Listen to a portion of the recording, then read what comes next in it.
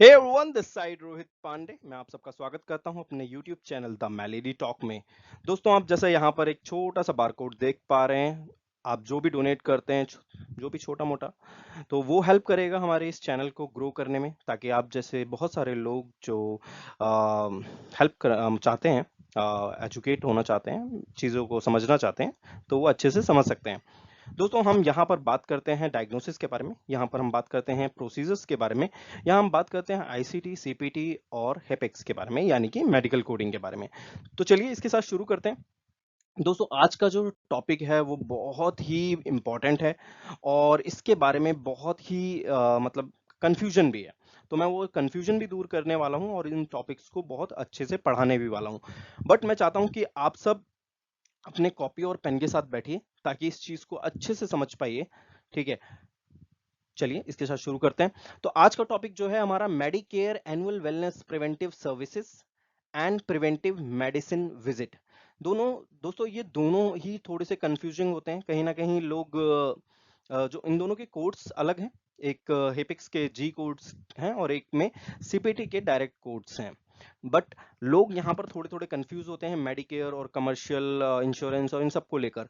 तो हम उसके बारे में भी थोड़ी सी जानकारी आपको देंगे आने वाले स्लाइड्स में। तो चलिए इस शुरू करते हैं। दोस्तों, अभी हमारा स्टार्टिंग है प्रिवेंटिव मेडिसिन विजिट। तो आपने एक लाइन सुनी होगी, prevention is better than cure. अब इसका मतलब क्या है, और इसके मतलब के साथ ही आप बाकी चीजें जो है अच्छे से समझ पाएंगे। Prevention is better than cure का मतलब ये है कि अगर हम प्रिवेंशन लें तो हमें क्योर करने की जरूरत नहीं पड़ेगी। यानी कि अगर हम रेगुलर एक्सरसाइज करते हैं, रेगुलर अच्छी डाइट लेते हैं, स्मोकिंग नहीं करते हैं, ठीक है, अपने जो बॉडी का है वो अच्छे से ध्यान देते हैं, तो यानी कि हमने आने वाली जो बीमारियां हो सकती हैं, हमारे लग सकती हैं, हमने उसको प्रिवेंट किया। ठीक है, और उसको क्योर करने के लिए हमें extra medicine, extra money invest नहीं करना पड़ेगा। कोविड में हमने क्या किया, कोविड में यही किया, हमने प्रिवेंशन लिया, यानी कि हमने अपने आप को क्वारंटाइन किया।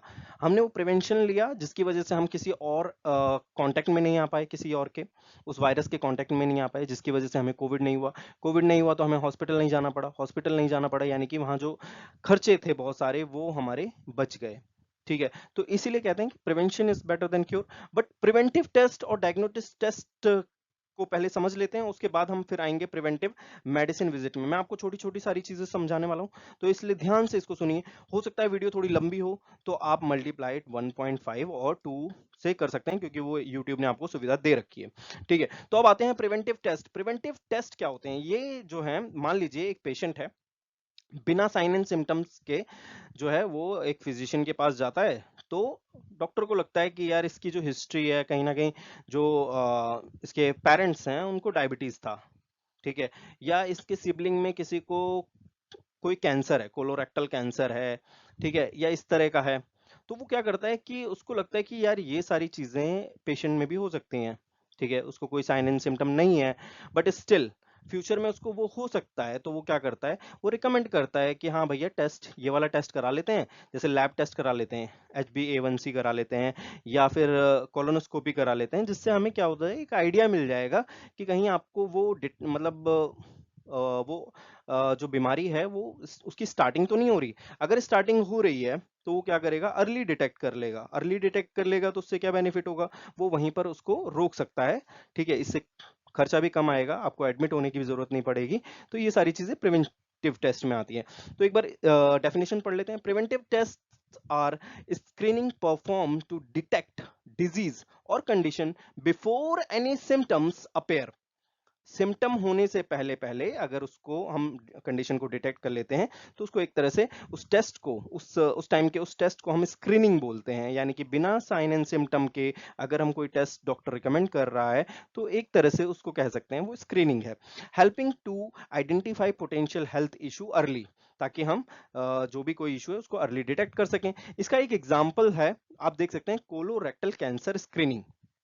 ठीक है, तो इसमें कोलोनोस्कोपी आता है। अब प्रिवेंटिव वे में अगर कोलोनोस्कोपी करनी है, तो उसने क्या किया, colonoscopy is a preventive screening test used to detect early sign of colorectal cancer in individual at average risk, typically starting at age 45 or older. It helps find polyps or abnormal growths before they develop into cancer. Okay, तो मान लो doctor ने एक history ली है, तो कहीं ना कहीं उसने एनालाइज किया कि यार इसके जो पेरेंट्स है ना, उनमें कहीं ना कहीं 45 की एज के बाद, या एक तरह से 45 की एज के बाद उनको कोलोरेक्टल कैंसर हुआ था। तो क्या होता है, डॉक्टर कहता है कि भैया हम आपकी कोलोनोस्कोपी करके देख सकते हैं, एक स्क्रीनिंग टेस्ट करेंगे जिसमें हम देखेंगे कि कहीं आपको भी तो ऐसा कुछ कंडीशन या ऐसी कोई पॉलिप या एबनॉर्मल ग्रोथ तो नहीं हो रही है। अगर हम वो हो रही है तो हम उसको डिटेक्ट करके उसके लिए वर्क करेंगे, ताकि हमको वहीं पर रोका जा सके उसे। अब डायग्नोस्टिक टेस्ट क्या होता है? Diagnostic test are conducted to investigate and confirm the presence of a condition after symptoms have developed or to further understand an existing health problem। अब क्या है कि आपको साइन एंड सिम्टम शो होने लग गए।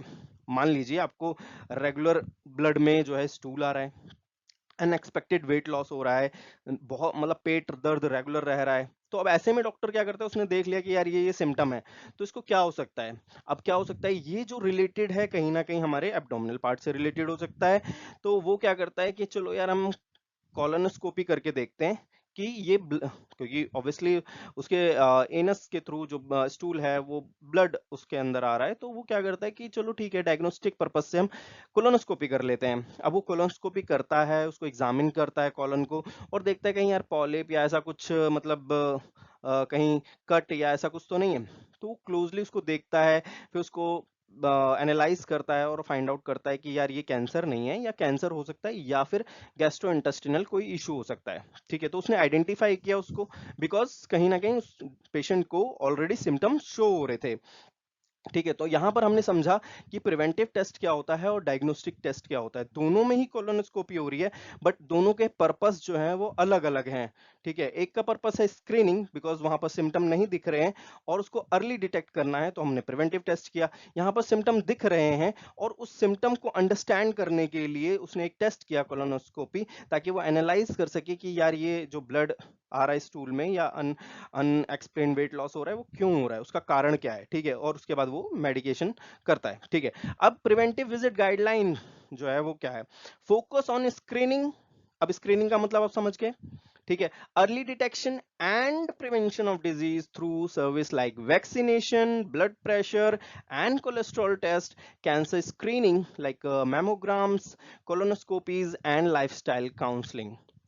These routine checkups help providers catch potential health issues early, monitor all overall health through exam and lab work, and provide education on topics like diet, exercise, and quitting smoking. The specific screening and services recommended depend on factor like age, sex, and risk factor। अब हमने इसको जब पढ़ा तो उसमें analyse किया, मोटा मोटा यही है, समझ लो कि एक तरह से एक पेशेंट आया जिसको कोई साइन एंड सिम्टम नहीं है, वो एनालाइज करता है उसकी हिस्ट्री या उसका फैमिली हिस्ट्री हो गया, बाकी उसका रहन सहन कैसा है, बाकी सारी चीजें उसके हिसाब से वो एनालाइज करता है कि क्या करना चाहिए। अब इसमें क्या है, इसने बताया कि अगर प्रिवेंशन के लिए हमें वैक्सीनेशन है, जैसे मान लो पोलियो के लिए हम ड्रॉप लेते हैं, ठीक है, वो प्रिवेंशन के वे में है। हेपेटाइटिस के लिए हम वैक्सीनेशन लेते हैं, तो वो प्रिवेंशन के लिए है ना। अब रेगुलर ब्लड प्रेशर अगर हम चेक करते रहते हैं, तो हमें आइडिया होगा कि हमें इस वक्त ये खाना खाना चाहिए, ये नहीं खाना चाहिए। कोलेस्ट्रॉल टेस्ट करते हैं कि हाँ नहीं, अभी ऑयली चीजें छोड़ने का टाइम आ गया, हमें इतना ज्यादा वो नहीं करना है। तो हम अपनी लाइफस्टाइल को भी उसी हिसाब से जो है डॉक्टर ये सारी चीजें देख के, स्क्रीनिंग करके वो देख सकता है। अब कैंसर जो है, जैसे मान लो कैंसर का स्क्रीनिंग करता है, अब ये मेल और फीमेल दोनों पे डिपेंड करता है। जैसे हमने यहाँ पर पढ़ा कि एज एज पे भी डिपेंड करता है। कुछ बीमारियां ऐसी होती है जो एक एक एज के बाद डेवलप हो रही होती हैं, या सेक्स जो है यानी कि मेल और फीमेल जो है उसके हिसाब से है, या रिस्क फैक्टर्स क्या क्या हो सकते हैं, तो उसके हिसाब से। तो सिमिलरली जब वो कैंसर का स्क्रीनिंग या किसी भी चीज का स्क्रीनिंग करता है, तो मेल, जैसे प्रोस्टेट कैंसर है, वो एक मेल ऑर्गन है, मेल में हो सकता है। मैमोग्राम जो फीमेल है उसके ब्रेस्ट पार्ट होता है, या वेजिनल कोई टेस्ट हो गया, तो वो फीमेल के लिए है। ठीक है, तो इस वजह से वो भी उस तरह से डिवाइड होता है। तो ये सारे इनका मेन पर्पस यही है कि टाइम से पहले अगर कोई भी इशू है उसको डिटेक्ट कर लेना और उसके लिए सॉल्यूशन देना। डॉक्टर देता है पेशेंट को, वो डाइट के तौर पे हो, एक्सरसाइज के तौर पे हो, या काउंसलिंग करे कि भाई ये स्मोकिंग स्मोकिंग छोड़ दो, इस तरह की चीजें। ठीक है, अब आगे आते हैं, आपको कोड बताते हैं। जो हमारे पास कोड्स हैं प्रिवेंटिव मेडिसिन विजिट के लिए, वो है न्यू पेशेंट कोड्स लाइक 99381 से लेके 99387। एस्टेब्लिश पेशेंट के लिए है 99391 से लेके 99397। आप यहाँ पर देख सकते हैं infant, childhood, early childhood, late childhood, adolescent, adult, adult senior. यहाँ एक साल से कम उम्र से लेकर 65 ईयर से ओल्डर तक के लिए न्यू और स्टैब्लिश का है। अब इसको सीपीटी जो हमारी बुक है उसमें किस तरह से डिफाइन किया गया है, तो हमारा इनिशियल कॉम्प्रिहेंसिव प्रिवेंटिव मेडिसिन जो हमारा न्यू पेशेंट के लिए, उसको इस तरह से किया, इनिशियल कॉम्प्रिहेंसिव प्रिवेंटिव मेडिसिन ऐसे पेशेंट जो पहली बार जो है प्रिवेंटिव केयर के लिए आए हैं तो उनके लिए हो गया। एस्टैब्लिश पेशेंट, यहाँ पर लिखा है periodic comprehensive preventive medicine. Evaluation and management of an individual include an age and gender appropriate history, examination, counseling, anticipatory guidance, risk factor, reduction, intervention and ordering of laboratory diagnostic procedure, establishing patient infant age जो है younger than 1 year के लिए है।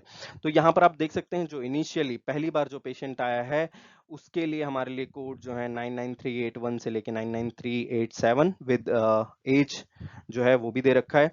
ऐसे establish patient जो हमारे पास already एक बार या दो बार जब भी विजिट कर चुके हैं वो ऑलरेडी हमारे लिए स्टैब्लिश पेशेंट हो गए हैं। स्टैब्लिश और न्यू पेशेंट के लिए मैंने बताया ही था कि 3 साल के अंदर अंदर जो है अगर सेम फिजिशियन के लिए सेम स्पेशलिटी, सब स्पेशलिटी या जो ग्रुप ऑफ जो फिजिशियन है सेम ग्रुप के, अगर उनके पास 3 साल के अंदर वो बार बार विजिट कर रहा है तो वो हमारे लिए स्टैब्लिश हो गया। और 3 साल के अंदर उसने नहीं लिया है तो वो न्यू पेशेंट हो गया है। मान लो एक पेशेंट है वो हमारे पास कार्डियोलॉजिस्ट के पास आया और उसके बाद वो फिर ऑप्थोमोलॉजिस्ट के पास, ऑन्कोलॉजिस्ट के पास गया, तो वो ऑन्कोलॉजिस्ट के लिए, ऑप्थोमोलॉजिस्ट के लिए वो नया पेशेंट होगा, है ना, क्योंकि वो सेम ग्रुप में काम नहीं कर रहे हैं, सेम स्पेशलिटी नहीं है उनकी। ठीक है, इसके आगे हम बढ़ते हैं और इसी के साथ हमारे पास कुछ आईसीडी कोड्स हैं जो मैंडेटरी हैं लगाना। जब मान लो 18 साल से 65 या ओल्डर है न्यू पेशेंट के लिए या एस्टैब्लिश पेशेंट, दोनों के लिए जो कोड जा रहे हैं, जू कोड बोलते हैं इसे, Z00.00। अगर कोई भी फाइंडिंग साइन एंड सिम्टम नहीं है और कोई भी फाइंडिंग उसको, कोई भी डायग्नोसिस उसको उस टाइम पे नहीं है या डॉक्टर फाइंड आउट नहीं कर पाया, तो उस केस में हम देते हैं जू कोड। 18 ईयर से लेके 65 या उससे ओल्डर के लिए जू कोड देते हैं जिसका है encounter for general adult medical examination without abnormal finding. In case doctor कुछ फाइंड आउट कर लेता है, कुछ डायग्नोसिस उसको मिल जाता है, उस केस में क्या करेंगे, हम देंगे Z00.01 जो कहता है encounter for general adult medical examination with abnormal finding. और इसी के साथ इसी के नीचे जो सेकेंडरी डायग्नोसिस जाएगा वो हमारा वही डायग्नोसिस होगा जो भी डॉक्टर ने फाइंड आउट किया है। ठीक है, ऐसे ही आप देख सकते हैं Z00121 के लिए, 129 के लिए, जिसमें 0 मंथ यानी कि 11 मंथ से लेके जो इन्फेंट है हमारा यंगर देन 1 ईयर से लेकर हमारा जो है 12 से 17 साल तक का जो हमारा एडोलेसेंट एज का जो पेशेंट है, सेम विद एस्टैब्लिश पेशेंट, वही कोड्स जो है हमें पहले लगाने हैं और उसके बाद जो भी अगर उसको डायग्नोसिस मिलता है उसके हिसाब से लगाते हैं। ठीक है, अब इसमें प्रिवेंटिव मेडिसिन सर्विसेज जो जिसका कोड है 99381 से लेके 99397, उसमें क्या क्या चीजें इंक्लूड होती हैं। तो पहला ये एज बेस्ड प्रिवेंटिव विजिट होते हैं। ठीक है, जैसे कि हमने देखा वहां पर एज इन्फेंट से लेके एडल्ट तक। उसके बाद ये न्यू और एस्टैब्लिश पेशेंट होते हैं, मैंने आपको ये भी बता दिया कि न्यू और एस्टैब्लिश पेशेंट क्या होते हैं। ये कवर करते हैं कॉम्प्रिहेंसिव हिस्ट्री एंड एग्जामिनेशन। जो भी हिस्ट्री और एग्जामिनेशन है वो एज और जेंडर के अप्रोप्रिएट जो भी होता है वो उस हिसाब से करता है। रिस्क फैक्टर असेसमेंट करते हैं, फैमिली हिस्ट्री लेते हैं, आपकी लाइफस्टाइल कैसी है, वाइटल्स, वाइटल्स यानी कि बीपी और ये आपका बीएमआई और ये सारी चीजें जो हैं इसमें लेते हैं। काउंसलिंग एंड एंटीसिपेटरी गाइडेंस, आपका डाइट जो भी गाइडेंस देंगे, डाइट के related, exercise, smoking cessation, injury prevention या सेक्सुअल हेल्थ के regarding. Immunization product plus administration code bill होता है इसमें, हम आगे अगर होगा इसके लिए मैं और भी जो है वीडियोस जो है प्रॉपर अलग से वीडियो भी लेके आऊंगा इम्यूनाइजेशन के लिए। उसके बाद आता है हमारा स्क्रीनिंग में लैब्स हो गए, कैंसर चेक हो गए, डिप्रेशन, अल्कोहल मिसयूज। अब डिप्रेशन और अल्कोहल मिसयूज के लिए हमारे पास क्वेश्चनर्स होते हैं, लैब के लिए हम टेस्ट करते हैं, कैंसर चेक के लिए कोलोनोस्कोपी या इस तरह की जो भी टेस्ट होते हैं, बायोप्सी, ये सारी चीजें होती है वो इसमें करते हैं। Developmental and behavioural assessment for paediatrics, ठीक है। उसके बाद आता है हमारा documentation must show preventive intent, risk factor, counselling and plan of care. अब इसमें एक्सक्लूड कौन से होते हैं? These are not part of preventive medicine services, जहां सीपीटी 99381 99397 ये दिमाग में रख लो, काम आएगा। प्रॉब्लम ओरिएंटेड ईएनएम सर्विसेज, अब अगर हमारे पास नॉर्मल सी बात है, अगर वो कोई बीमारी लेके आया है, ठीक है, तो ऐसे केस में हम ऑब्वियसली हम 99211 यानी जो ऑफिस विजिट है 99202 से लेके 99215 तक के कोड्स देते हैं। इसमें एक केस भी आएगा जो मैं एग्जांपल में आपको समझाऊंगा कि उस केस में हमें क्या करना चाहिए जब पेशेंट प्रिवेंटिव मेडिसिन के लिए आया है और उसके साथ उसको कोई एक डायग्नोसिस फाइंड आउट हो जाती है, तो उस केस में हम उसको कैसे कोड करते हैं वो मैं आगे आपको बताऊंगा।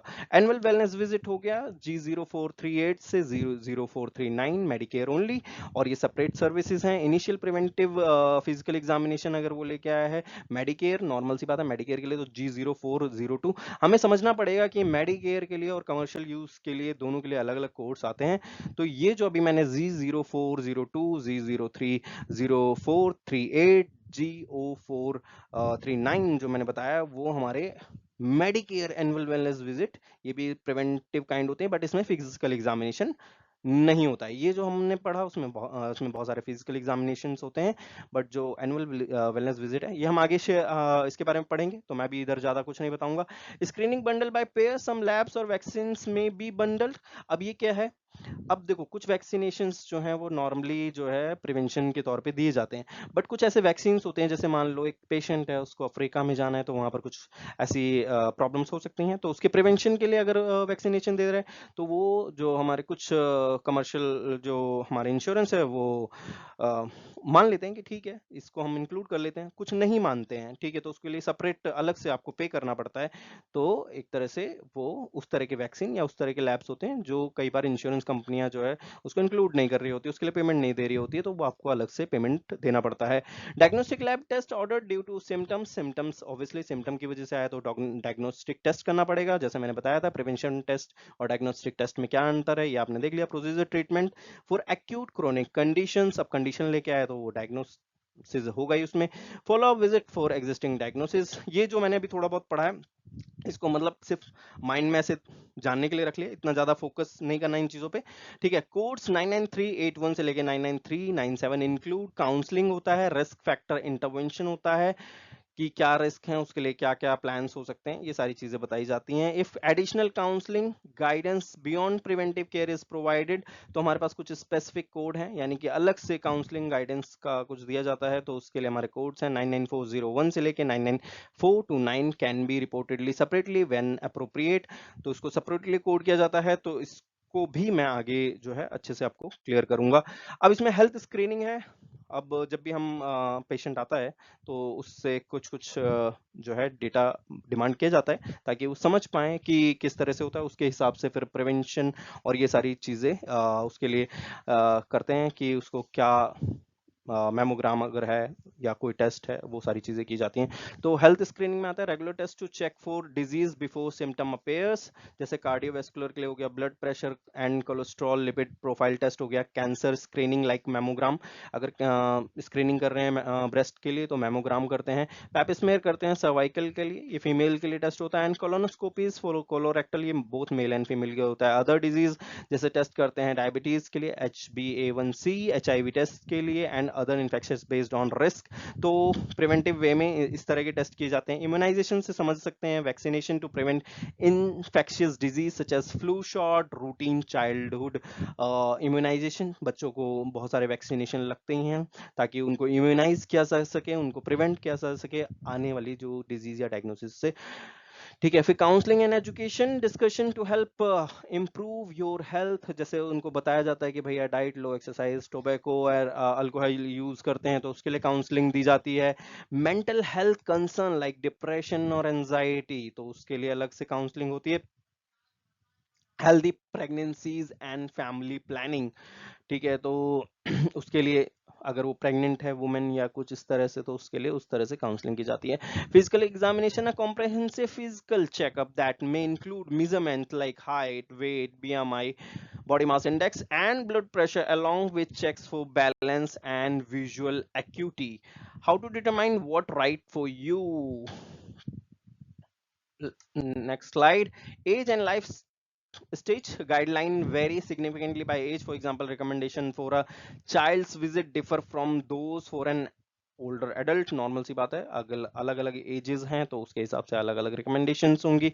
Risk factor, your doctor will consider your personal family medical history as well as lifestyle factor to identify potential risk and recommended appropriate screening. तो जैसे मैंने बताया कि वो आपसे फैमिली हिस्ट्री लेता है, आपकी पर्सनल हिस्ट्री लेता है, ठीक है, आपके लाइफस्टाइल को समझता है, उसके हिसाब से वो एनालाइज करता है और देखता है कि क्या पोटेंशियल रिस्क हो सकता है।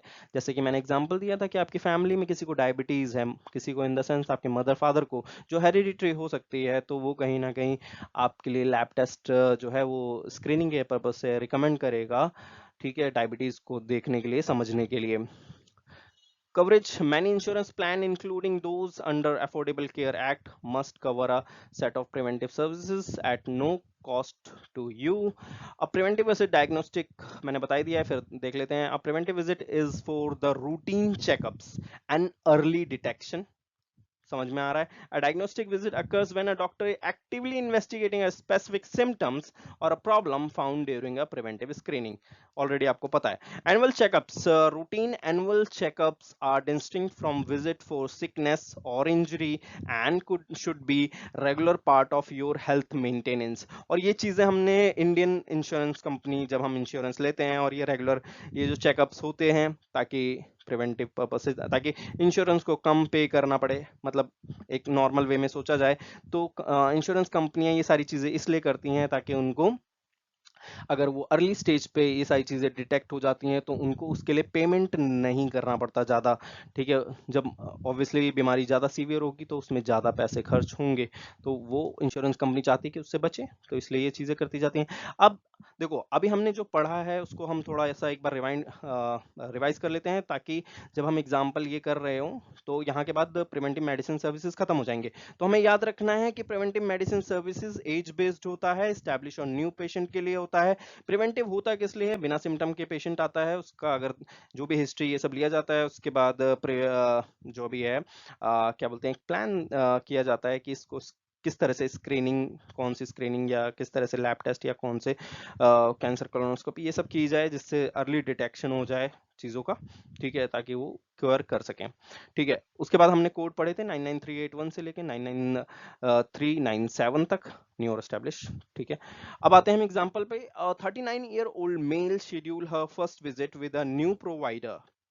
अ 39-year-old मेल, ओके, सो हमने एज देखी 39-year-old, ठीक है, उसने पहली विजिट की है, पहली विजिट की है, इट मींस वो नया प्रोवाइडर है, पहली विजिट है, तो वो हमारे लिए क्या हो गया? न्यू पेशेंट हो गया। For a comprehensive preventive checkup she has no significant medical complain. अब इट मींस कि उसको कोई साइन एंड सिम्टम नहीं है, कोई डायग्नोसिस नहीं है, कुछ नहीं है। No prior history with this provider और any provider in the group practice. During the visit, the provider conducts a detailed review of her medical, family, and social history, perform a physical examination, perform a physical examination, and counsel her on maintaining a healthy lifestyle. Patient को कुछ भी नहीं है, just आया, उसने checkup जो है वो कराया प्रिवेंटिव सर्विस के लिए, उसने डॉक्टर ने काउंसलिंग किया और बोला कि भाई जो अपनी एक्सरसाइज करो, ये छोटी मोटी चीजें बताई और दैट्स इट। अब इसके लिए क्या करेंगे? पहले हमने देखा कि ये न्यू है या एस्टैब्लिश है, तो हमें पता चला ये न्यू है। फिर हमने देखा एज, इसकी एज क्या है, वो जो है 18 से 39 जो है ईयर है, ठीक है। तो हमने ये चीज को समझा और उसके बाद फिर एनालाइज किया कि इसको कोई भी डायग्नोसिस नहीं है जिसके लिए वो आगे इवैल्यूएशन एंड मैनेजमेंट करे, तो एक्स्ट्रा कोड नहीं जाएंगे, तो हम डायरेक्ट जब आएंगे तो हमको पता चलेगा ये 99385 जो है कोड जाएगा, ठीक है। नेक्स्ट, ठीक है।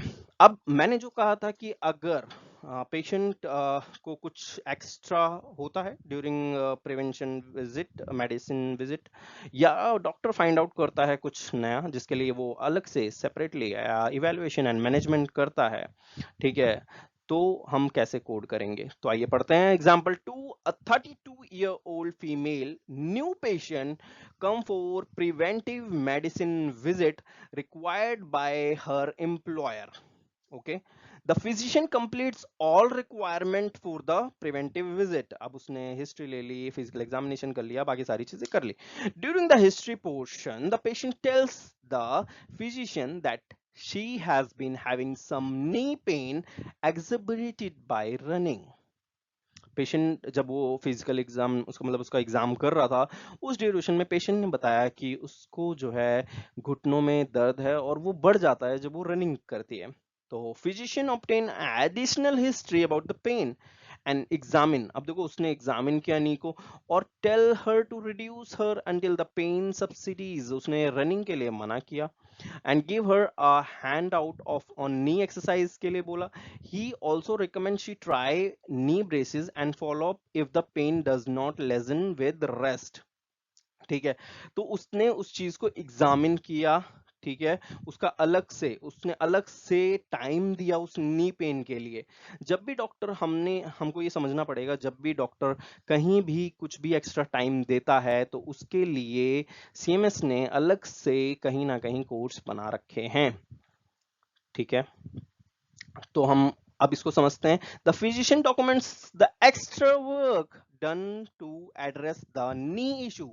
Then the bill codes 99385 for an initial preventive medicine visit for the patient age 1839. क्योंकि हमने पढ़ा कि ये न्यू पेशेंट है, उसकी एज 32 साल है, तो 18 से 39 के बीच में है, तो हमारा जो कोड जाएगा वो 99385 जाएगा इनिशियल के लिए.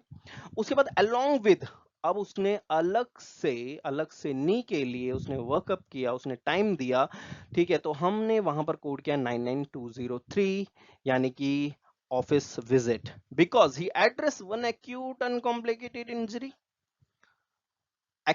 uncomplicated injury. He adds modifier 25, और ऐसे केस में हम modifier 25 जो है ऐड करते हैं जब भी separately significant E&M service done by the physician on the same day.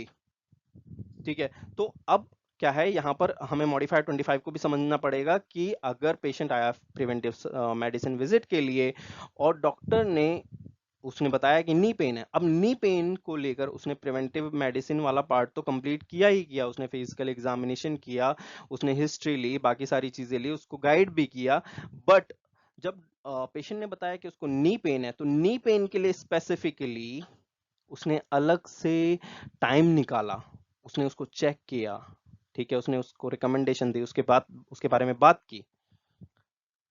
तो जब उसने एक्स्ट्रा टाइम दिया, सिग्निफिकेंटली सेपरेटली एएनएम जो है किया उसने का मतलब कहीं ना कहीं उसके लिए अलग से हमारे पास कोड अवेलेबल है, उसने टाइम दिया, देन वी विल कोड 99203 और उसके साथ 25 मॉडिफायर लगाएंगे हम, ठीक है. एग्जांपल 3 है, ठीक है. 49-year-old established female patient comes for her annual preventive visit.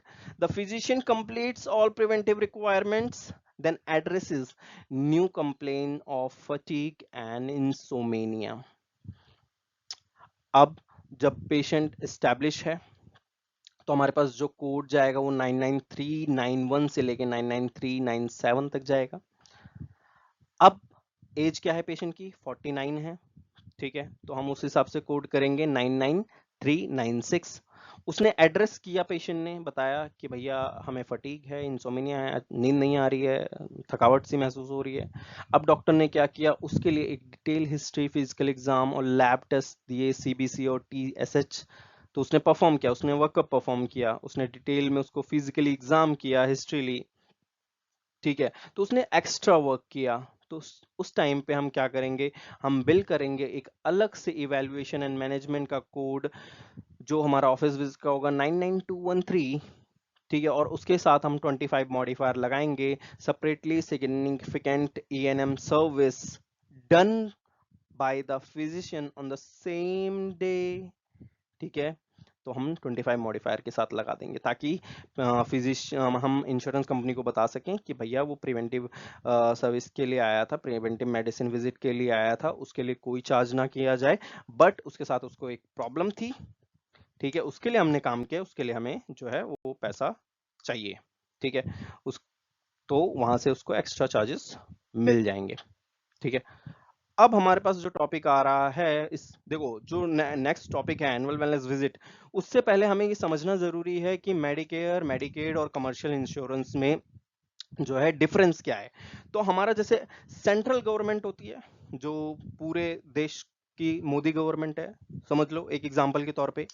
State government है, एक अलग अलग स्टेट के अलग अलग सीएम होते हैं, है ना, अलग अलग गवर्नमेंट्स होती हैं, ठीक है। तो वहां पर जो है फेडरल गवर्नमेंट होती है, जो एक प्रोग्राम है, जैसे यहाँ पर आयुष्मान भारत के कार्ड्स इंश्योरेंस कंपनी जो सरकार के उससे लाया गया, सेम विद मेडिकेयर, मेडिकेयर का भी है। तो वहां पर क्या है, फेडरल जो गवर्नमेंट है, यानी कि एक तरह से सेंट्रल गवर्नमेंट यहाँ की मान लो, फॉर सीनियर्स के लिए 65 ईयर प्लस के लिए इंश्योरेंस वो लेके आती है मेडिकेयर, और डिसेबल्ड लोगों के लिए, और कवर करती है हेल्थ केयर सर्विसेज, और जो फंडेड होता है फेडरल गवर्नमेंट के द्वारा, जैसा कि मैंने आपको बताया, ठीक है। मेडिकेड जो है स्टेट प्लस जो है फेडरल, यानी कि सेंटर और स्टेट मिलकर इसको फंड करते हैं। ये उन लोगों के लिए होता है जिनकी इनकम जो होती है वो बहुत लो होती है, ठीक है। कवर करते हैं health and long term care, funded by state and federal government.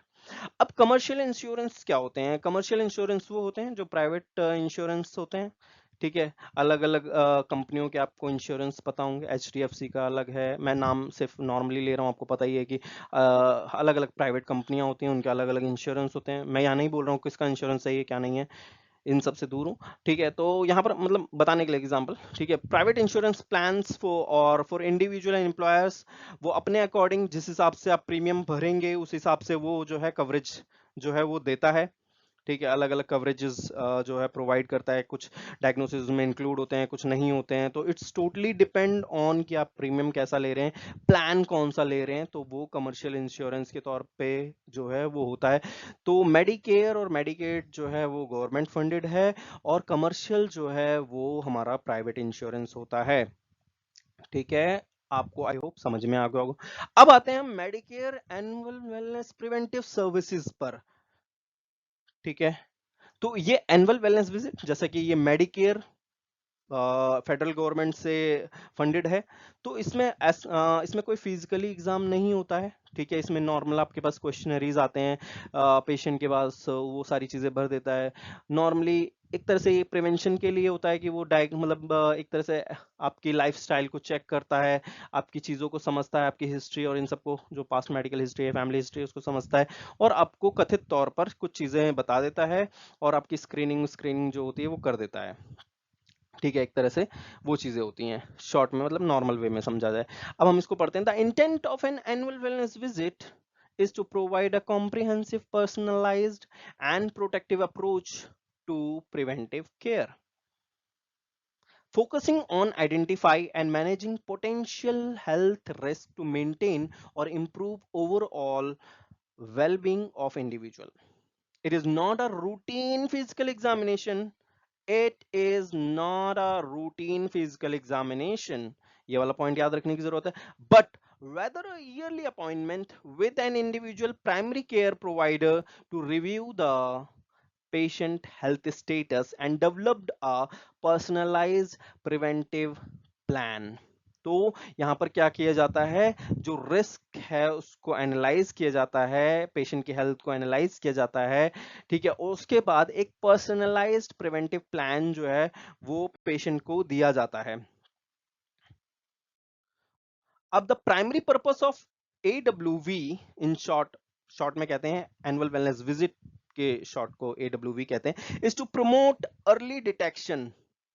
Normal सी बात है, वो पेशेंट आया विदाउट साइन एंड सिम्टम आया है, और उसके कुछ लैब टेस्ट ये वो जो भी किए गए हैं उस तरह से पहचाना जाता है, अर्ली डिटेक्ट किया जाए ताकि वो इंटरवीन कर सकें जल्दी से, और उस प्रॉब्लम को वहां सॉल्व करा जा सके bye conducting a comprehensive health risk assessment. Health risk assessment word याद रखने की जरूरत है आपको। Providers can, health risk assessment एक क्वेश्चनरी होता है। क्वेश्चनरी इन द सेंस में बहुत सारे क्वेश्चंस होते हैं, पेशेंट को टिक लगाना पड़ता है और वो उस हिसाब से फिर एनालाइज करते हैं। Provider can identify potential issues before they escalate to more serious condition. In context of based care, a Medicare study found that the AWV was associated with significantly reduced spending on hospital acute care and outpatient service. अब जैसे कि मैंने बताया कि कहीं ना कहीं इन्होंने एनालाइज किया होगा कि भाई अगर जो पेशेंट रेगुलर AWV विजिट ले रहा है, कहीं ना कहीं वो टाइम से पहले चीज़ों को रिकवर कर लेता है, यानी कि उसको टाइम से पहले अगर चीज़ें पता चल जाती है तो ज़्यादा उसको स्पेंड नहीं करना पड़ता, ज़्यादा पैसे नहीं लगाने पड़ते हैं हॉस्पिटल केयर में या आउट पेशेंट सर्विस के लिए, क्योंकि वो ऑलरेडी हेल्थ को अच्छे से मैनेज करके चल रहा होता है। और स्पेशली ये 65 ईयर प्लस के लिए होता है। तो कहीं ना कहीं अगर आप एक एज पर हैं और रेगुलर मतलब एक्सरसाइज कर रहे हैं, अच्छी डाइट ले रहे हैं, ज़्यादा तला भुना इस तरह की चीज़ें नहीं खा रहे हैं, अकॉर्डिंग टू मतलब जो भी आपको कंडीशन हो सकती है, आपको डायबिटीज़ है तो आप ज़्यादा शुगर नहीं ले रहे हैं, रेगुलर एक्सरसाइज कर रहे हैं, तो इस तरह की चीज़ें जो है वो रिकमेंड की जाती हैं। तो Medicare beneficiaries who had an AWV were all also more likely to receive recommendation preventive clinical services. The benefit of encouraging AWV for Medicare patient is important for several reasons. अब वो reason क्या क्या हैं? Both from health management and cost effectiveness perspective. तो वही बातें हैं जो ऊपर मैंने बताई कि भैया वो उनकी हेल्थ को टाइम से पहले मैनेज करना चाहते हैं, वो कॉस्ट इफेक्टिवनेस यानी कि ज़्यादा कॉस्ट ना लगे उस चीज़ को ध्यान में रखते हुए लोगों को जागरूक करते हैं कि भाई आप मेडिकेयर में AWV जो विजिट है वो लो पेशेंट्स को। तो health education guidance provider can use this opportunity to educate patient about healthy lifestyle choices, preventive measures. वो उसको बताता है कि हेल्दी लाइफस्टाइल कैसे जीनी है, आपको प्रोटीन का इंटेक बढ़ाना है, ये मतलब जस्ट एग्जांपल कि हाँ ऐसे ऐसे चीज़ें करनी है, ठीक है, थोड़ा वॉक करना है। प्रिवेंटिव मेजर्स, कैसे कैसे प्रिवेंटिव मेजर्स लेने हैं, and manage there chronic condition effectively by having the individual be more engaged in their own health. अगर क्रोनिक कंडीशन लाइक हाइपरटेंशन है, उसको डायबिटीज है, इस तरह चीज़ों को कैसे मैनेज किया जा सकता है। आप जानते हैं कि क्रोनिक कंडीशन जो होता है वो कहीं ना कहीं एक लॉन्ग टर्म तक चलता है और इवन डेथ तक वो सारी चीज़ें जो है वो जाती हैं, ठीक है। तो उसको हम ख़त्म नहीं कर सकते हैं बट मैनेज कर सकते हैं। मैनेज करने की वजह से जो बाकी जैसे मान लीजिए कि अगर किसी पेशेंट को डायबिटीज़ है और उसका या हाइपरटेंशन है और उसको कुछ सर्जरी की ज़रूरत पड़ती है, तो उसको कहीं ना कहीं उस कंडीशन को पहले स्टेबल करना पड़ता है। अदरवाइज कहीं भी कट लगेगा तो वो जल्दी से भरता नहीं है, या एकदम से वो सर्जरी बेड पे है, मतलब सर्जरी चल रही है, सडनली बीपी हाई हो जाता है तो ब्लड लॉस के चांसेस बढ़ जाते हैं। तो इस तरह से वो चीज़ें चाहता है कि वो मैनेज रहें। बिल्डिंग स्ट्रॉन्ग रिलेशनशिप, अब ये क्या है, the AWV creates an opportunity to connect with better communication and trust, making it more likely that the patient will follow the provider's recommendation and be more engaged in their own health care. अब वो regular अगर patient से मिलता है, मतलब physician जो है patient से मिलता है, तो एक रिलेशनशिप बन जाता है, उसको आइडिया होता है कि ये किस तरह से चल रहा है और पेशेंट को भी एक बिलीफ आता है कि डॉक्टर जो कह रहा है उसको हमें फॉलो करना चाहिए। तो encouraging our Medicare patient to participate in the AWV is a proactive strategy to enhance their health, manage chronic conditions and prevent illness. ये सारे पॉइंट जो हैं वो ऊपर ऊपर वाले ही हैं, ठीक है। तो अब हमारे पास एनुअल वेलनेस विजिट में जो है वो हमारे पास 3 कैटेगरीज आती हैं। पहला है इनिशियल प्रिवेंटिव फिजिकल एग्जामिनेशन, जिसको हम कहते हैं IPPE। दूसरा है इनिशियल एनुअल वेलनेस विजिट। तीसरा है सब्सिक्वेंट एनुअल वेलनेस विजिट। तो मैं इसको शॉर्ट में आपको थोड़ा सा बताता हूँ, फिर जब लॉन्ग में जाएंगे तो आप इस चीज को समझने की कोशिश करना। देखो जैसे कि आप आए, मतलब आप एक स्कूल में एडमिशन लेने जा रहे हो, ठीक है, एक एग्जांपल के तौर पे समझना, आप स्कूल में एडमिशन लेने जा रहे हो और ऑब्वियसली वहाँ का डिपार्टमेंट चाहता है कि पहले हम पेशेंट को मतलब आई मीन आपको जानने के लिए छोटे मोटे टेस्ट आपसे लेते हैं और आप वो समझते हैं कि हाँ भाई आपका ब्रेन लेवल कैसा है, आप चीज़ों को समझ रहे हैं क्या, कितना आइडिया है आपको, आप कितना मतलब अच्छा कर सकते हो, ठीक है। तो वहां पर उसने सिर्फ और सिर्फ जो स्टूडेंट है उसको जानने की कोशिश की, ठीक है। Same with like patient 65 plus हुआ, 65 या 65 प्लस हुआ, उसने मेडिकेयर में इनरोलमेंट किया तो क्या हुआ कि उसकी फर्स्ट विजिट हुई फिजिशियन के साथ। फिजिशियन ने कुछ नहीं किया, उसके बारे में जानने की कोशिश की कि भैया पेशेंट की कंडीशंस कैसी हैं, मेडिकल सोशल हिस्ट्री ली, उसका लाइफस्टाइल कैसा है। सिर्फ पेशेंट को भी जाना, समझा कि वो कैसा है, उसके लिए कुछ एक्स्ट्रा में नहीं किया, उसको सिर्फ जाना और समझा। दूसरा आता है इनिशियल एनुअल वेलनेस विजिट, जो कहीं ना कहीं 1 साल बाद या 11 महीने बाद जो है वो हमारा होता है। इनिशियल एनुअल वेलनेस विजिट जो यानी कि जब एनरोलमेंट हो गया मेडिकेयर में पेशेंट का, उसने पहली विजिट ले ली, कई बार नहीं भी लेता है, वो 1 साल खत्म हो गया, उसके बाद हमारा इनिशियल एनुअल वेलनेस विजिट आ गया। वहां पर डॉक्टर क्या करता है, उसकी जो है जो हेल्थ रिस्क असेसमेंट है वहां पर वो करता है। वो देखता है कि उसको क्या क्या प्रॉब्लम्स, जो मतलब क्या क्या चीजें थी, अब उसके लिए क्या क्या प्लान्स बनाने हैं आने वाले टाइम के लिए, ठीक है। उसको क्या क्या काउंसलिंग करनी है, क्या क्या उसके लिए प्रिवेंशन एक्ट जो है वो करने हैं। तो वो सारी चीजें यहाँ पर होती है इनिशियल एनुअल वेलनेस विजिट में।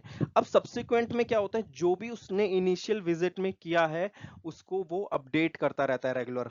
जो भी नेक्स्ट विजिट होंगी उसमें वो अपडेट करता जाएगा कि हाँ ये पिछली बार ये चीज थोड़ा सा उसका शुगर लेवल कम था, इस बार थोड़ा सा मेंटेन है, इस बार ज्यादा है, इसको मेंटेन करने की जरूरत है, ठीक है, या बीपी ज्यादा है कम है, ठीक है। तो इस तरह से वो अपडेट करता रहता है सिग्निफिकेंट एनुअल वेलनेस विजिट में। तो उसने पहले पेशेंट को समझा, फिर उसके बारे में जो है उसके रिस्क फैक्टर को समझा, उसके लिए जो है प्रिवेंशन प्लान दिए, ठीक है। उसके बाद उस चीज को वो अपडेट करता रहता है कि भाई इस साल ये था, उसके बाद अगले बार अब कैसे हमें करना है तो इस तरह का ये शॉर्ट में मैंने अभी समझाया, इसको हम आगे और बेहतर तरीके से समझेंगे। अब आते हैं नेक्स्ट स्लाइड पे, ठीक है। तो पहले हमारा इनिशियल प्रिवेंटिव फिजिकल एग्जामिनेशन जिसको हम कहते हैं आईपीपी, और इसको हम कहते हैं वेलकम टू मेडिकेयर, यानी कि फर्स्ट टाइम जब पेशेंट एनरोल करता है मेडिकेयर में, ठीक है, इस सर्विस के लिए, तो जब वो फर्स्ट टाइम फिजिशियन से मिलता है, वो सर्विस लेता है, तो उसको कहते हैं इनिशियल प्रिवेंटिव फिजिकल एग्जाम, या फिर कहते हैं आईपीपीई, या कहते हैं वेलकम टू मेडिकेयर। ये एक ही टाइम जो है कोड जाता है, ठीक है, जो G0402 होता है, तो ये एक ही टाइम जाता है। इसमें हेल्थ रिस्क असेसमेंट नहीं होता है, ठीक है। इसमें मैं आपको थोड़ा सा और अच्छे से आइडिया देता हूं। The initial preventive physical examination also known as welcome to the Medicare preventive visit, this visit is done during the first 12 month the patient is covered by part B medicare, यानी कि उसने enrol कराया Medicare part B के लिए, ठीक है, और वो 12 महीने के अंदर अंदर वो विजिट ले लेता है।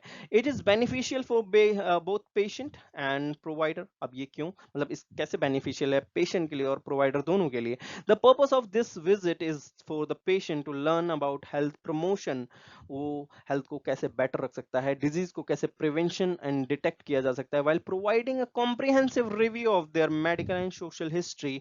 उसकी जो भी मेडिकल हिस्ट्री है, उसकी जो भी सोशल हिस्ट्री है, उसको डॉक्टर जो है वो समझता है, रिव्यू करता है। This visit also offer opportunities for the patient and provider to discuss any health concern for questions they may have in managing their chronic condition or risk factor। कहीं ना कहीं ये एक तरह से पेशेंट और प्रोवाइडर दोनों क्या के लिए क्या होता है, जब वो एनालाइज कर लेता है उनके मेडिकल सोशल हिस्ट्री और बाकी सारी जो टर्म्स हैं उनको, देन वो कहीं ना कहीं जैसे क्रोनिक कंडीशन है वो पेशेंट से डिस्कस कर सकता है, ठीक है, कैसे आगे उसको चलना चाहिए, कैसे अपने अपने हेल्थ को कैसे केयर करना चाहिए, ठीक है। Set realistic health goals to stay healthy and prevent unnecessary health condition throughout the individual will receive education about their needed preventive services and create a personal prevention plan for them to stay as healthy as possible, ठीक है। ज्यादातर चीजें वही repeated mode पे हैं, तो आप समझ सकते हैं। दिस विजिट इंक्लूड, अब इसमें क्या है, review the medical and social history eight a minimum collect this information, ठीक है, वो पहली बार पेशेंट से मिल रहा है, तो जितनी इन्फॉर्मेशन छोटी मोटी वो कलेक्ट कर सकता है, पेशेंट को जान सकता है, वो चीज़ें इसमें होती हैं। तो at a minimum collect this information, जैसे past medical and surgical history, जैसे उसकी इलनेस हो गई, हॉस्पिटल स्टेज हो गए, वो कब कब हॉस्पिटल में रहा है, क्या क्या ऑपरेशन हुए हैं, कौन से किससे एलर्जी है, इंजरीज, ट्रीटमेंट, करंट मेडिकेशन, उसकी क्या सप्लीमेंट वो ले रहा है, कोई मतलब सब्सटेंस तो यूज नहीं कर रहा है, ठीक है। फैमिली हिस्ट्री में जैसे उसकी फैमिली, जो पेशेंट की जो फैमिली है या मेडिकल इवेंट्स हैं वो क्या क्या हैं, ठीक है, इंक्लूडिंग हेरिडिटरी कंडीशन, कोई डायबिटीज या बॉल्डनेस, या मतलब इस तरह की जो चीज़ें होती हैं नॉर्मली, जो एक पीढ़ी से दूसरी पीढ़ी में ट्रांसफर होती रहती हैं, ऐसी कोई कंडीशन तो नहीं है जो रिस्क कर सके, इंक्रीज कर सके रिस्क को। डाइट हो गया, physical activities, social activities and engagement, या फिर अल्कोहल, टबैको या इलीगल ड्रग का इनटेक तो नहीं है उसकी, है ना, यूज मतलब नहीं कर रहा है ऐसा कुछ। Review the potential depression risk factor, जैसे डिप्रेशन रिस्क फैक्टर इंक्लूड, जैसे करंट और पास्ट एक्सपीरियंस उसके कैसे रहे हैं विद डिप्रेशन, ठीक है, उसका मूड कैसा रहता है। Select from various standardize screening tools design for this purpose and recognize by national professional medical organization. जैसे डिप्रेशन है या बाकी जो इस तरह के, उसके लिए अलग से क्वेश्चंस बनाए जाते हैं, उससे एनालाइज किया जाता है कि उसको किस लेवल का डिप्रेशन है या इस तरह का, तो वो सारी चीजें उस तरह की जाती हैं। अब हमारा आता है review the functional ability and safety level, use direct observation, appropriate screening questions, screening questions, standardized questionnaires recognized by national professional medical organizations to review at a minimum the patients, ठीक है। तो ये पहली विजिट है अभी उसकी, तो इसलिए वो जो जितना जितना छोटी छोटी चीजें वो समझ सकता है कम टाइम में, तो वो उतना करता है। एबिलिटी टू परफॉर्म एक्टिविटीज, क्या वो डेली की एक्टिविटीज कर पाता है, कहीं वो कहीं मतलब ऐसा तो नहीं है कि वो रह रह के गिर जाता हो, है ना, वीकनेस की वजह से, ऐसा कुछ तो नहीं है। या उसके सुनने में कोई हियरिंग इम्पेयरमेंट, यानी कि उसको सुनने में कोई दिक्कत तो नहीं है। Home and community safety including driving when appropriate, क्या वो ड्राइविंग ड्राइविंग कर पा रहा है कि नहीं। एग्जाम में आगे हमारा हाइट, वेट, बीएमआई, ठीक है, वेट, वेस्ट जो होता है उसका सरकमफ्रेंस ले लिया, ब्लड प्रेशर हो गया, बैलेंस, ठीक है, विजुअल, आंखें सही है कितनी हैं, ठीक है, कितनी मतलब किस तरह से उसको दिख रहा है, कैटरेक्ट तो नहीं है, इस तरह की चीजें। Other factors gyms appropriate based on medical and social history and current clinical standards. फिर end of life planning upon patient agreement, end of life planning is verbal and written information, मतलब provider के through, and can offer the patient about their ability to prepare an advance directive in case an injury or illness prevent them from making their own healthcare decision. If you agree to follow their advanced directive, this also includes psychiatric advanced directives. अब ये advanced directives क्या होते हैं, जब भी patient advance care management जब होता है, पेशेंट यूजली वॉलेंट्री जाते हैं और वो अपने लिए कि इन केस कल को उनको डिमेंशिया हो जाए या वो कोमा में चले जाएं या ऐसी कंडीशन जहां पर वो खुद डिसीजन नहीं ले सकते हैं, तो वो एडवांस डायरेक्टिव्स बनाते हैं कि कल को अगर कुछ ऐसा होता है तो क्या मुझे सीपीआर दिया जाए या नहीं दिया जाए, क्या मैं चाहता हूं कि एग्रेसिवली मेरे लिए ट्रीटमेंट की जाए या नहीं की जाए।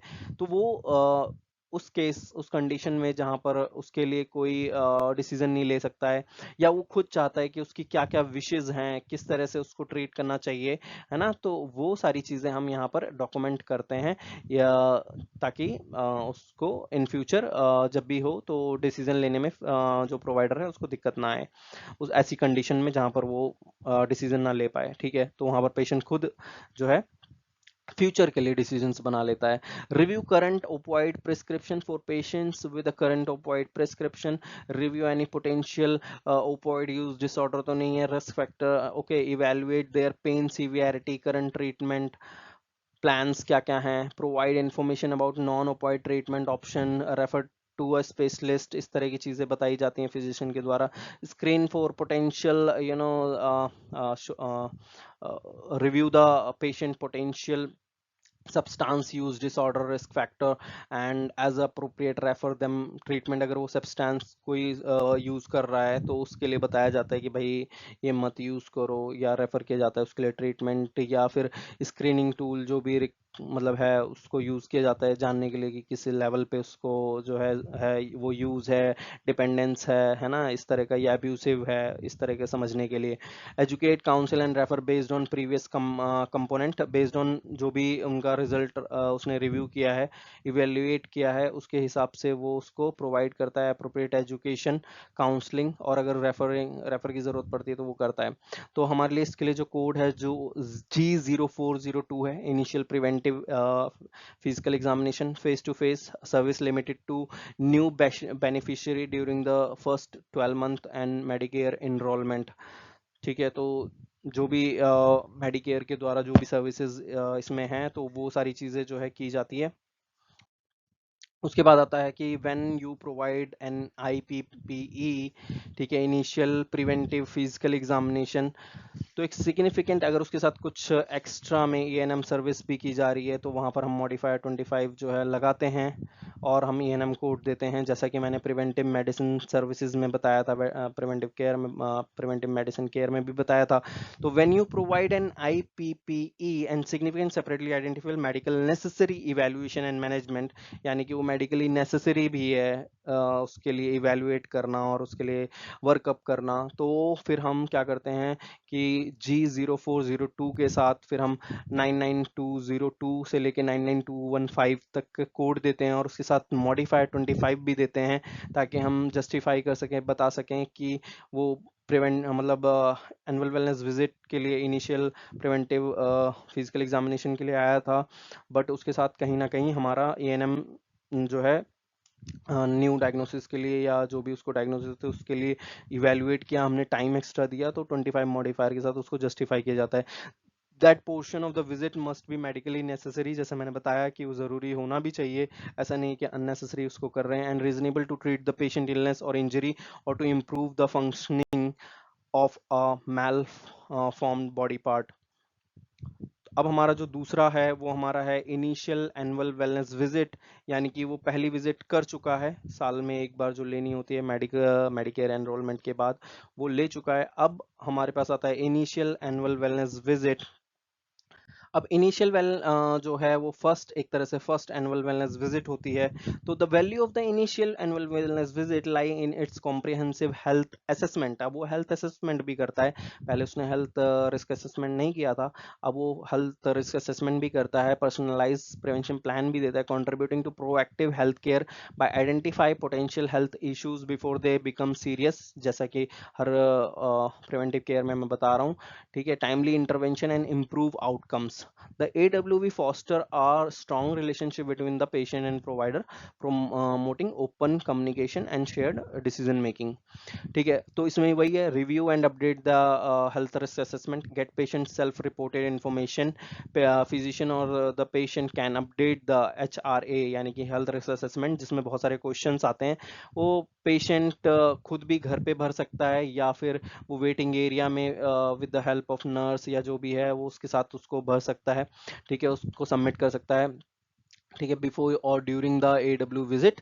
ठीक है, considering the best way to communicate with underserved population, people who speak different language, people with varying health literacy and people with disabilities. At a minimum collect this information, demographic data हो गया जैसे as, gender, race, ठीक है, वो black है, white है, इस तरह से, एथनिसिटी क्या है, ठीक है, वो कहाँ से बिलोंग कर रहा है, वो इंडियन है, इस तरह से, इंडियन है, अमेरिकन है, अफ्रीकन है। ठीक है, हेल्थ स्टेटस सेल्फ असेसमेंट हो गया, जहाँ पर पेशेंट जो है खुद एनालाइज करता है। साइकोलॉजिकल रिस्क हो गया, including but not limited to depression हो गया। ठीक है, साइकोलॉजिकल रिस्क में डिप्रेशन हो गया, लाइफ से सेटिस्फाई है कि नहीं, स्ट्रेस, एंगर, लोनलीनेस और social isolation, pain, fatigue. Behavioural risk में आ गया हमारा tobacco use, physical activities, nutrition, oral health, alcohol consumption, sexual health, motor vehicle safety, for example seat belt का यूज करता है कि नहीं करता है। ठीक है, होम सेफ्टी, एक्टिविटी, वो डेली की एक्टिविटी कर पाता है कि नहीं कर पाता है, जैसे ड्रेसिंग हो गया, वो अच्छे से कपड़े खुद पहन पाता है, खुद खाना खा पाता है, खुद टॉयलेट जा पाता है, खुद की कंघी शंगी कर लेता है या नहीं करता है। ठीक है, और फिजिकल एम्बुलेशन इंक्लूडिंग बैलेंस और फॉल रिस्क एंड बेदिंग। ठीक है, and instrumental activities of daily living में आता है हमारा कि वो जो है इंस्ट्रूमेंट के साथ कैसा है, या फ़ोन चला पाता है कि नहीं चला पाता है, घर की सफाई कर पाता है, कपड़े धुल पाता है या नहीं, मतलब ड्राइव कर पाता है कि नहीं, शॉपिंग के लिए जा पाता है, अपनी मेडिकेशन खुद ले पाता है या नहीं, या अपने जो फाइनेंस है उनको मैनेज कर पाता है कि नहीं, ये वो सारी चीज़ें जो हैं इसमें आ जाती हैं। फिर अपडेट करता है the medical and family history, क्योंकि उसने पहले भी मेडिकल और फैमिली हिस्ट्री ली थी, ठीक है। अब वो देखता है कि कुछ ऐसे चेंजेस तो नहीं है, तो at a minimum document update करता है medical event of the patient, parents, siblings, children, including hereditary condition that place them at increased risk। तो वो मतलब मान लो पिछली बार पेशेंट के पेरेंट्स को डायबिटीज नहीं था, अब डायबिटीज डिटेक्ट हो गया, तो वो कहीं ना कहीं अपने पेशेंट की जो हिस्ट्री है, मतलब जो भी है कंडीशन, वो यहाँ पर अपडेट कराएगा। डॉक्टर उस चीज़ को अपडेट करेगा कि इन फ्यूचर ऐसा कुछ होता है तो हमें हेल्प मिलेगी, या उसके हिसाब से प्लान किया जाएगा उसके लिए कि उसको लाइफस्टाइल में क्या चेंज लाना चाहिए ताकि उसको वो डायबिटीज़ वाली कंडीशन ना हो, ठीक है। तो past medical and surgical history में इलनेस हो गया, हॉस्पिटल स्टे हो गया, operations, allergies, injuries, treatment, use of और exposure to medication, supplement and other substance the person may be using. तो ये सारी चीज़ें आप स्क्रीन को रोक के आराम से पढ़ सकते हैं अच्छे से, ठीक है। Update current providers and supplier list, जो भी उसके डॉक्टर्स होते हैं, जो भी प्रश्न है ना, तो जिनसे जिनसे वो इलाज करा रहा होता है, जैसे कार्डियोलॉजिस्ट है या है, तो वो सारी चीज़ें उसके जो जो भी प्रोवाइडर हैं उनके नाम जो होते हैं वो रखे जाते हैं अपने पास इंक्लूड, ताकि वो कल को अगर कंसल्ट करना हो, ठीक है। आपने जब ईएनएम ऑडिट टेबल पढ़ी होगी तो कहीं ना कहीं उसके पुराने ओल्ड रिकॉर्ड्स जो हैं वो देखे जाते हैं अपने डेटा टेबल में, या फिर कहीं ना कहीं कंसल्ट किया जाता है उसके प्रोवाइडर से, जो भी उसकी ट्रीटमेंट कर रहा हो, तो उसके लिए भी पॉइंट मिलता है, आपने देखा होगा। तो include current patient providers and suppliers that regularly provide medical care, including those added because of the first AWE personalized prevention plan services and any behavioral health providers। Measures क्या करते हैं, हाइट, वेट, वेस्ट का circumference ले लिया, blood pressure हो गया, other routine management deemed appropriate based on medical and family history, review the potential depression risk factor. अभी मैं ये इसलिए पढ़ रहा हूँ क्योंकि मैं ऑलरेडी इसके बारे में बता चुका हूँ। Select from various standardize screening tools designed for this purpose and recognized by national professional medical organisation.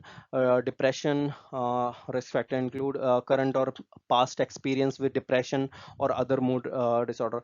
Review functional ability and level of safety। तो use direct patient observation, appropriate screening questions जो होते हैं उसमें होते हैं उसको fill करना होता है पेशेंट को, standardize questionnaires recognized by national professional medical organizations to review at a minimum the patient's like ability to perform daily activities हो गया, फॉल रिस्क, कहीं गिरना विरना तो नहीं होता उसका कमजोरी की वजह से, उसकी सुनने की क्षमता कैसी है, हियरिंग इम्पेयरमेंट हो गया, होम एंड कम्युनिटी सेफ्टी कैसी है, वो होमलेस तो नहीं है, या आसपास लोग कैसे रहते हैं, इंक्लूडिंग ड्राइविंग व्हेन अप्रोप्रिएट, मतलब वो ड्राइविंग कर लेता है नहीं कर पाता है ना, इस वजह से। establish an appropriate patient written screening schedule, base written screening schedule on the checklist for the next 5-10 years के लिए होता है, ठीक है। पेशेंट हेल्थ असेसमेंट हो गया, हेल्थ स्टेटस स्क्रीनिंग हिस्ट्री हो गई, एज अप्रोप्रिएट जो है प्रिवेंटिव सर्विसेज जो है प्रोवाइड की जाती है।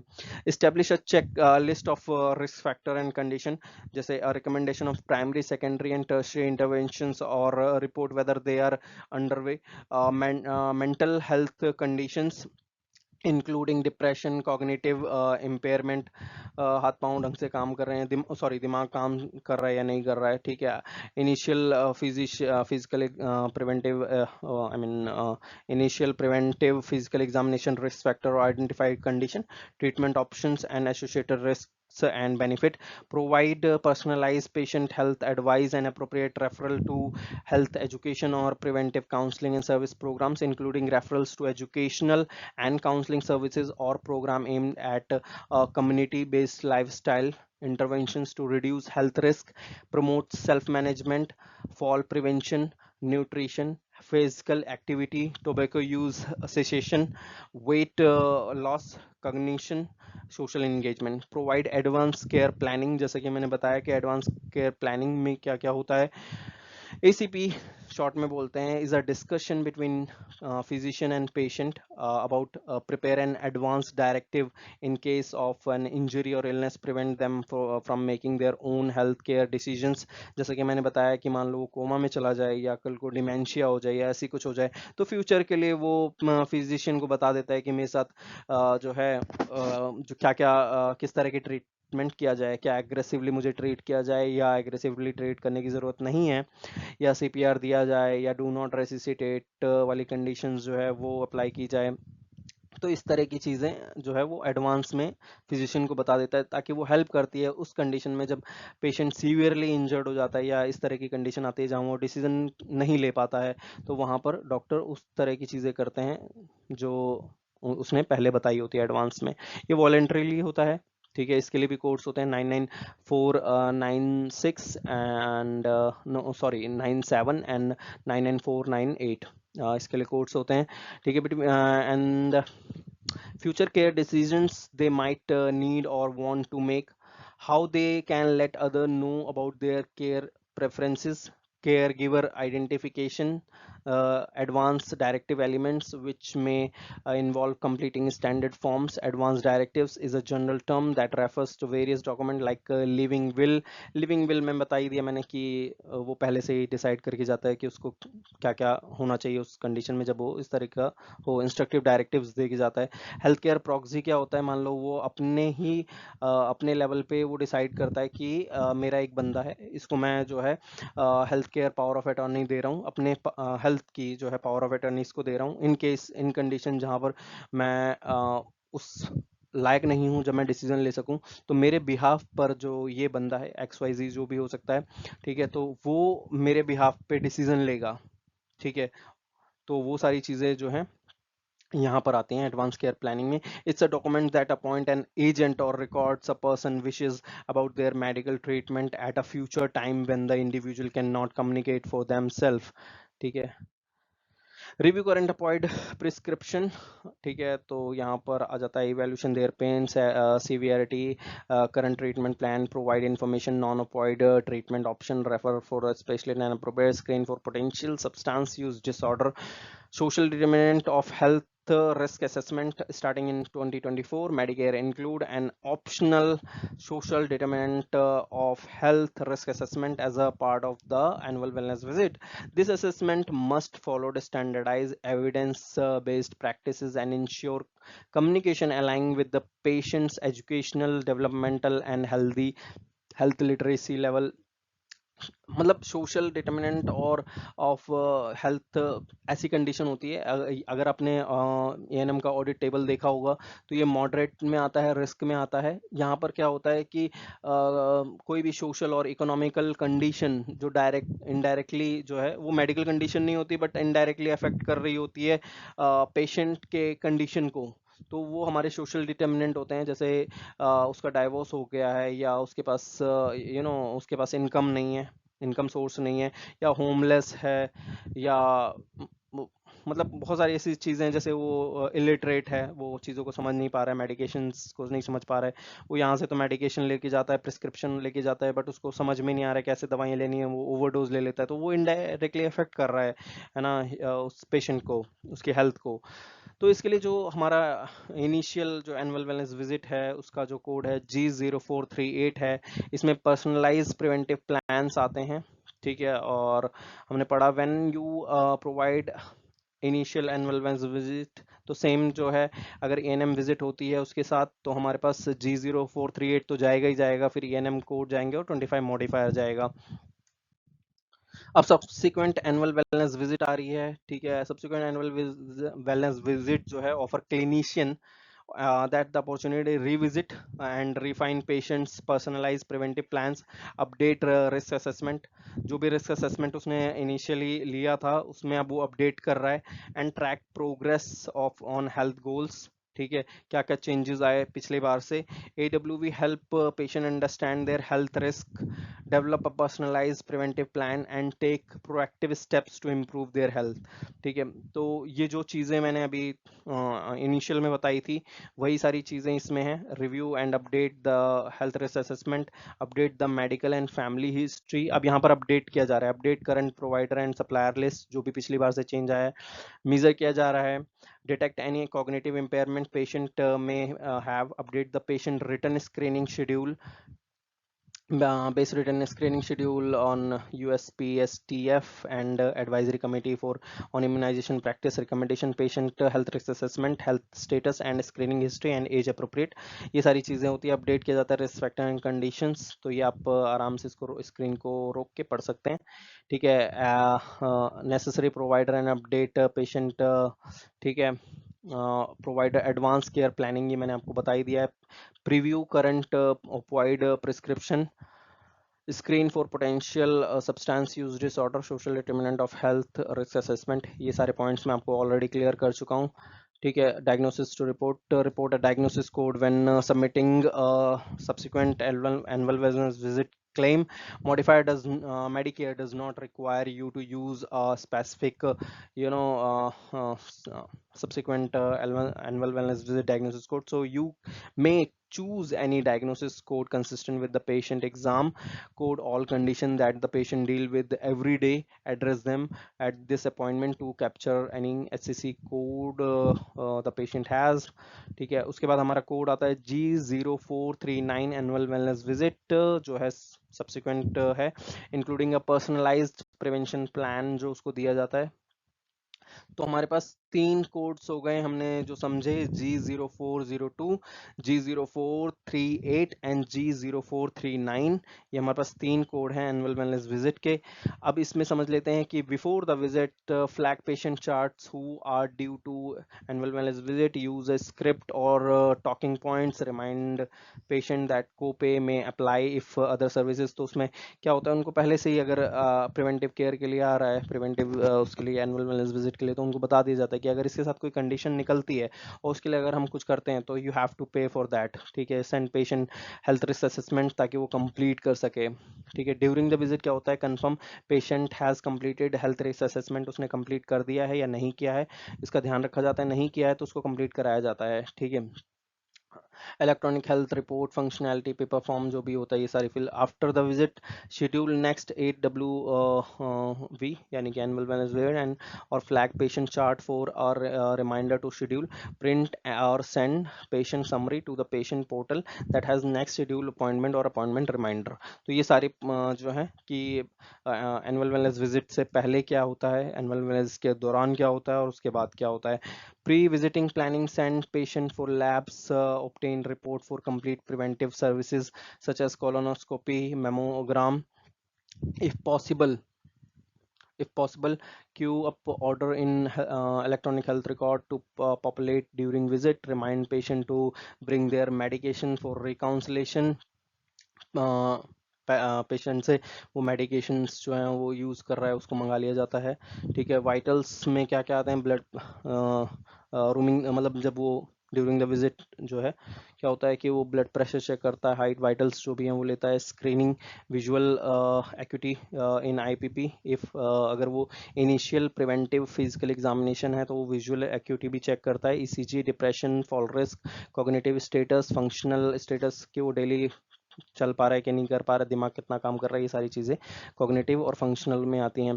ठीक है, उसके हिसाब से फिजिकल थेरेपिस्ट और इन सब की ज़रूरत है या नहीं है, उस तरह से निर्धारित किया जाता है। मेडिकल रिकाउंसलेशन जो ऊपर वाला पॉइंट बताया कि उसको उससे बोला जाता है कि मेडिसिन लेके आना। ठीक है, patient care team, provider, suppliers, उनके नाम लिए जाते हैं जैसे कि मैंने पहले बताया हुआ था। एडवांस डायरेक्टिव यानी कि एडवांस केयर प्लान में जैसे होता है कि पेशेंट जो है ऐसी इन फ्यूचर ऐसी कंडीशन में आए जहाँ पर वो जो है उसका दिमाग काम नहीं कर रहा है या वो कोमा में है या डिमेंशिया हो गया है, वो खुद डिसीजन नहीं ले पा रहा है, तो वो अपने बिहाफ पे लिविंग विल बना देता है या फिर पावर ऑफ अटर्नी अपने हेल्थ के लिए दे देता है। ठीक है, किसी को या अपने लिए हेल्थ केयर प्रॉक्सी बना देता है जो उसके बिहाफ पे या तो डिसीजन ले या तो वो डायरेक्टिव क्रिएट कर देता है जिसकी उस पे बेसिस पे पेशेंट के लिए डिसीजन लिए जाएं। Patient history, past medical, social family surgical history ली जाती है, अनआंसर्ड HRA क्वेश्चंस जो हैं वो देखे जाते हैं। तो ये हमारा हो गया है how to credit combined visit, credit to the preventive services. तो हमने यहाँ पर देखा कि रिव्यू ऑफ सिस्टम, ठीक है, यहाँ ये है हमारा प्रिवेंटिव मेडिसिन सर्विसेज के लिए, मेडिकेयर के लिए। तो यहाँ पर हम देख सकते हैं वो रिव्यू करता है सिस्टम को, past medical, family social history लेता है, एज और जेंडर वेश, अप्रोप्रिएट फिजिकल एग्जाम जो है करता है। यहाँ पर फिजिकल एग्जाम का कोई वो नहीं है। इम्यूनाइजेशन हो गया, referral for screening, ordering test, counselling, guidance and risk reduction. यहाँ पर कैसे होता है, हेल्थ रिस्क असेसमेंट लिया जाता है इनिशियल और सब्सिक्वेंट के लिए, सब्सिक्वेंट में उसको अपडेट किया जाता है, और इनिशियल में तो पहली बार हमें हेल्थ रिस्क असेसमेंट लेते हैं। G0402 में हेल्थ रिस्क असेसमेंट नहीं होता है।